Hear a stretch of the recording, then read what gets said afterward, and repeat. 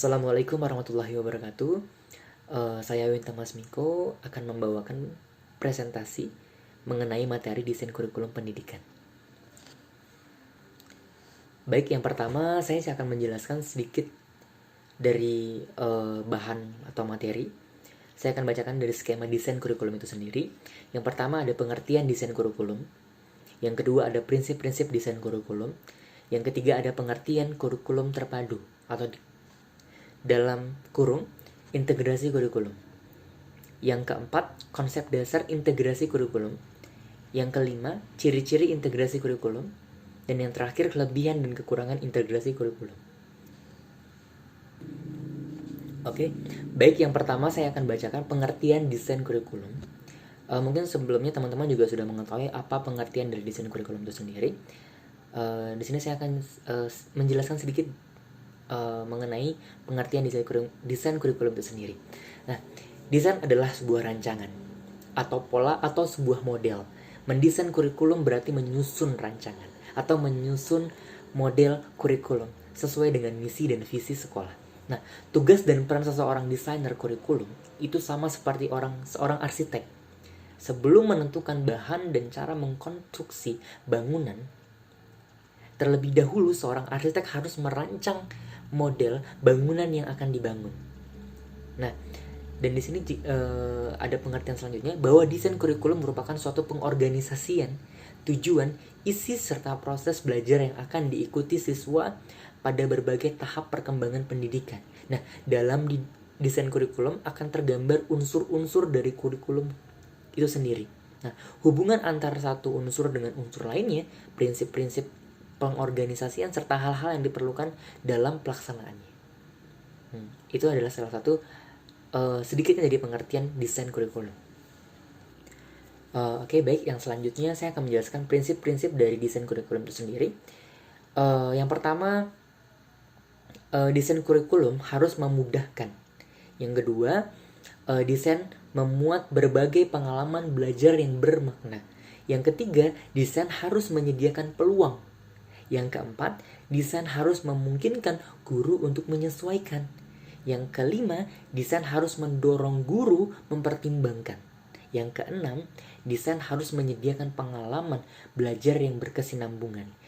Yang ketujuh, kurikulum harus didesain agar dapat membantu siswa. Yang kedelapan, terakhir, desain kurikulum harus realistis, layak, dan dapat diterima.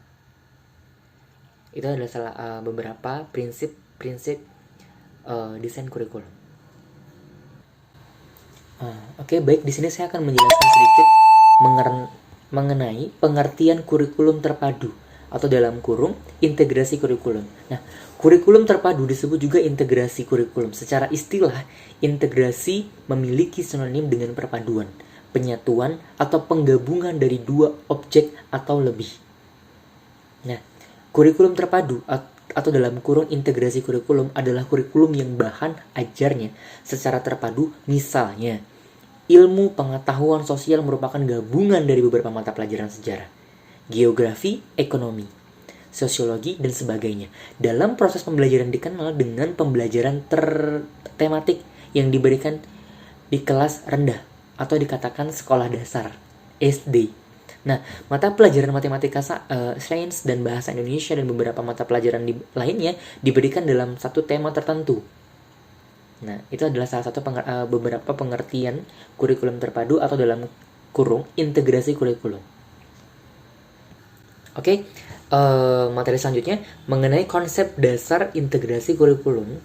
Yang di sini saya akan bacakan. Integrasi kurikulum adalah tiadanya batas atau sekat antara mata pelajaran.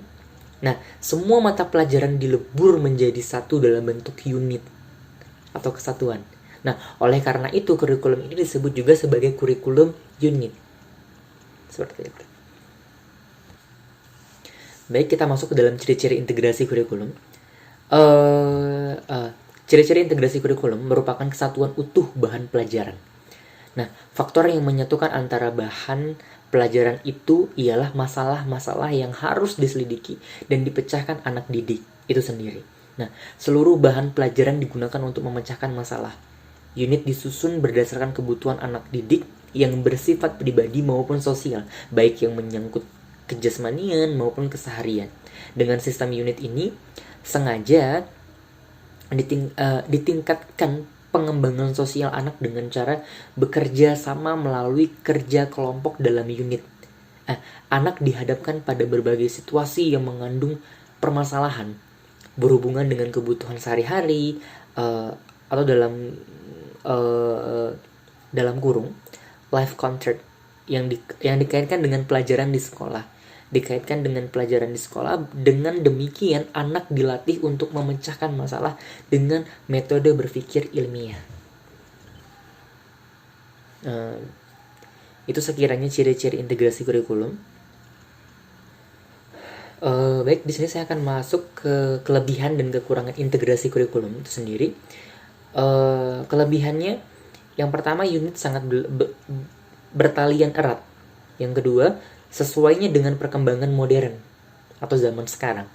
Adanya hubungan antara sekolah dan masyarakat, dan sesuainya dengan ide demokrasi. Yang terakhir, disesuaikan dengan kesanggupan atau kemampuan. Gitu. Yang selanjutnya, terdapat kekurangannya. Kekurangannya yang pertama adalah guru tidak dilatih melakukan kurikulum ini. Organisasinya tidak logis dan kurang sistematis. Terlalu memberatkan tugas-tugas guru. Kurang memungkinkan unit untuk dilaksanakannya ujian umum. Siswa dianggap tidak mampu. Sarana dan prasarana yang kurang memadai. Itu mungkin sebagian dari kelebihan dan kekurangan dari integrasi kurikulum. Nah, desain kurikulum dapat saya simpulkan. Desain kurikulum merupakan suatu pengorganisasian tujuan, isi serta proses belajar yang akan diikuti siswa pada berbagai tahap perkembangan pendidikan. Nah, dalam desain kurikulum akan tergambar unsur-unsur dari kurikulum, hubungan antara satu unsur dengan unsur lainnya, prinsip-prinsip pengorganisasian, serta hal-hal yang diperlakukan dalam pelaksanaannya. Nah, mungkin sekian dulu dari materi saya mengenai desain kurikulum. Mudah-mudahan dapat dipahami oleh teman-teman sekalian. Jikalau ada kesalahan dalam pengucapan atau bahasa, saya mohon maaf sebelumnya. Terima kasih. Assalamualaikum warahmatullahi wabarakatuh.